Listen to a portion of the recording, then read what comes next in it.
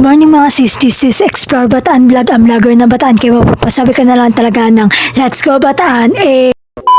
At yan, nakagising na nga tayo sa mga oras na yan. At maaga talaga tayo gumising. Mga 5:10 ay gising na tayo. At eto nga pala yung kaganapan nung Sunday. At tamang pakiyot lang tayo sa camera. At kailangan talaga natin gumising na maaga. Kasi may preparation tayong gagawin. At ngayon nga ginanap ang aming cooking festival, Filipino food.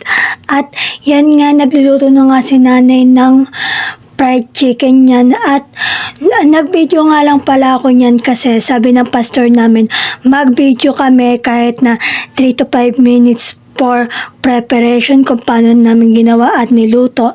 At fast forward na nga, pagkabilis ko nga namang maligo, 40 days video. At nandito na nga pala kami Kalaman ni Beltran, at yan nga pala si Eliza at MJ na kasama ko.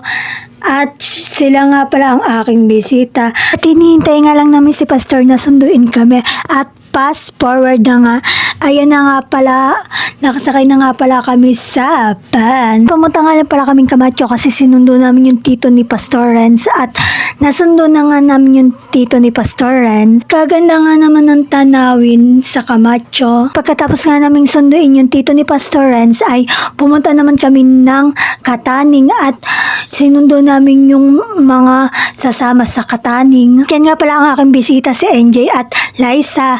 Fast forward na nga pala, nandito na nga pala kami sa church. At nag-alalag naman kami at pumunta kami ng ilog niyan. Yan nga pala si Sister Cristel at Sister Jenna. Yan nga pala yung ilog ng Talisay. Napakaganda nga naman ng ilog ng Talisay. Napaka-aliwalas, napakaganda ng view, napakahangin. At dapat nga maliligo kami kaso wala akong dalang damit. Huy, di tayo maliligo ng ilog for today's video. Mag-church tayo. Char! Pala si Sister Jenna at Sister Cristel. Nag-hi lang naman sila sa vlog. At sinali ko lang naman sila sa aking vlog. Papuntahan na nga kaming church niyan kasi baka nandun na si Pastor Renz. At binidyohan nga lang pala ako niyan ni Sister Jenna. At yan nga pala ang aking outfit for today's video. Naka-red t-shirt lang naman tayo, pati nakapaldang pula. At yan nga pala si Sister Jenna. Thank you sa aking videographer for today's video. Shout out sa iyo, Sister Jenna. At yan nga pala si NJ na nagpapakuyot lang naman sa camera. At yan nga pala ako for today's video. Bibili lang naman kami ng pagkain niyan. At yan nga pala si Sister Bianca at yung mga kasama niya. At bili lang naman ako ng Choco Mucho niyan. At nakabili na nga tayo. At bago natin kinain yan ay nag-pray muna tayo. Haba na rin pala ng buhok natin, char. At yan nga pala si Sister Amana at yung mga kabataan sa Kataning. At papunta na nga pala kaming church sa mga oras na yan. At napakasarap nga naman ng Choco Mucho. Yummy! At tapos na nga pala ang Sunday School at Worship Service namin.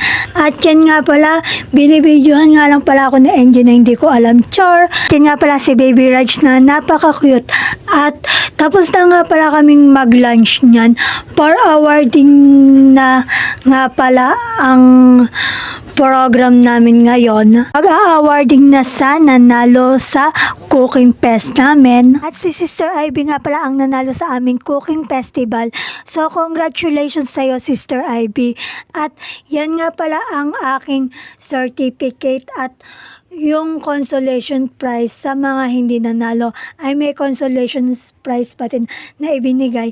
At yun lang naman for today's video dahil masyado na palang mahaba ang video na to.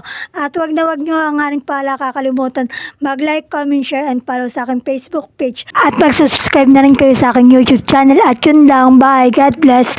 Salam sa suporta. I love you all. Mwaps.